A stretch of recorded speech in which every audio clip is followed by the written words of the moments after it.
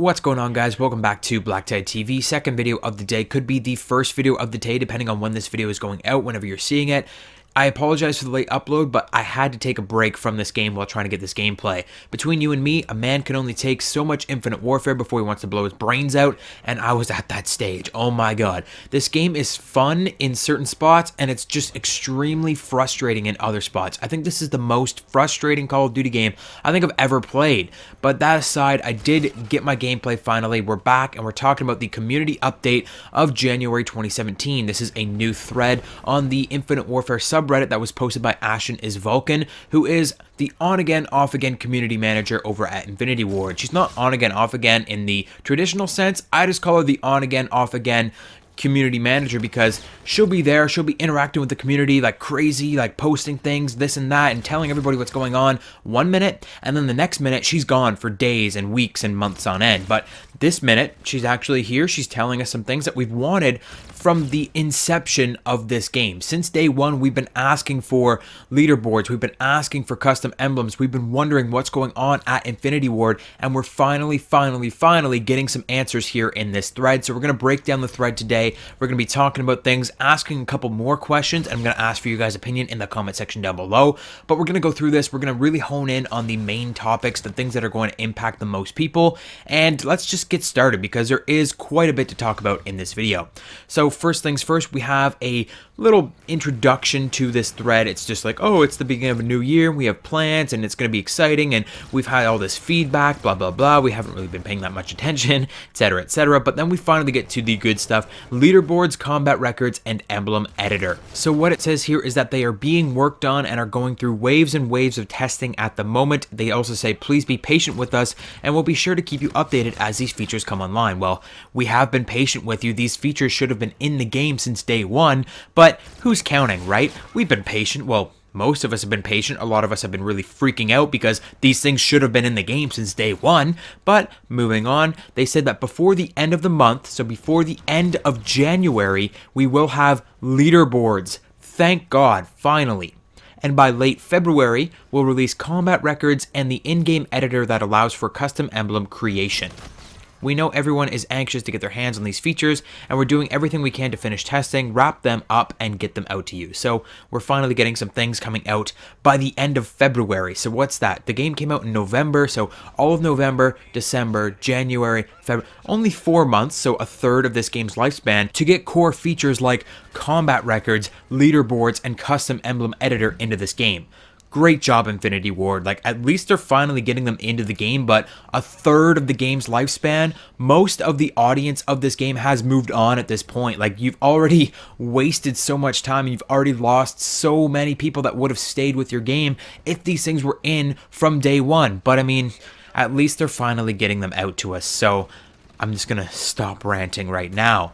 On top of all of that, oh wait, we've got some insight into the leaderboards. So they've been designing a new system for their leaderboards. I think that the same system, the leaderboard system that has been with us since day one of Call of Duty, has been fine. I don't think they need to design a new system for leaderboards. Like, really? Just keep the standard, like copy and paste leaderboards from Black Ops 3 into this game. It would have been fine because you copied and pasted most of the rest of the game in. Like, come on, just give us the regular leaderboards, but no. We're designing a new system that promotes the competitive spirit of our multiplayer. Our leaderboards will tell you what percentile you're in overall, and if you're in the top 10,000 overall, you'll be able to see your specific rank in that list of 10,000. So essentially, you can't see what rank you are in the world until you're in the top 10,000. If you're not in the top 10,000, all you can see is what percentile you're in. Pretty stupid if you ask me, but this is their new system, I guess, and it's really special, and they've been working on it so long. They say that the idea behind this is that so you have to earn your way into the top list of players in the world, which I think is stupid because do you know how big the top 1 percentile is? Like, if you go over to Modern Warfare Remastered, you can actually see what percentile in the world you are of 1%, 5%, 10%. I believe I'm in the 1 percentile. I believe I am. Like, it's really easy to get in the top 1 percentile because there are so many people that play the game for 5 minutes and then turn it off. If a player even plays one game, they rank themselves on the leaderboard and they influence what the 1 percentile is. I believe the 1% in Modern Warfare Remastered is like the top 30,000 or 50,000 players. So think of how few players play Infinite Warfare.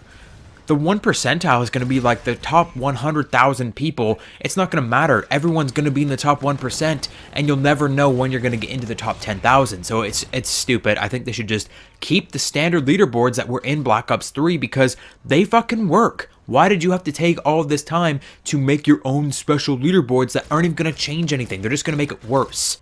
Anyways, we're just going to skip along here. They don't really say anything more about the custom emblem editor or anything like that, or anything else about the leaderboards. They say you'll still be able to compare against your friends in the weekly, monthly, all-time friend leaderboards, but on the global leaderboard side, it's going to be in this percentile system. And they say that you need to play one match in each game mode to rank yourself on the leaderboards, and then it will download your data to those leaderboards or something like that. So apart from that, that's all they say about the leaderboards for now, and that's all they say about the custom emblem editor for now. Moving right along, they're talking about CoD World League, and they're talking about live streams, things that really aren't too important, like, oh, we're gonna be live streaming, we're gonna be telling you guys all about our system and how we make things and whatever, and stuff that you really don't care about. But getting into the next big thing that you actually should care about is Tactical Team Deathmatch.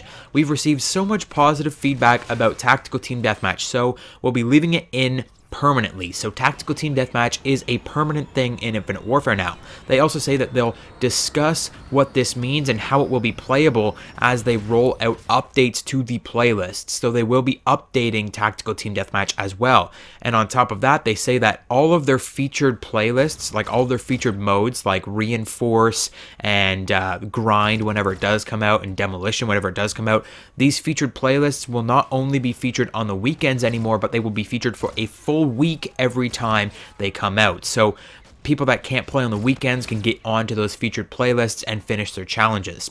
They also say that they are looking into other multiplayer modes that would be fun if they had tactical characteristics added to them. So we might see tactical domination, we might see tactical search and destroy. Now my question is, will we ever see tactical information? Will we ever know what tactical mode really is? Because on the surface, we have no idea what tactical mode is. They change up the statistics of every single weapon. They change up the headshot multipliers. They change up the health modifiers. They change everything when it comes to this game mode, even movement speeds and other crazy things like that.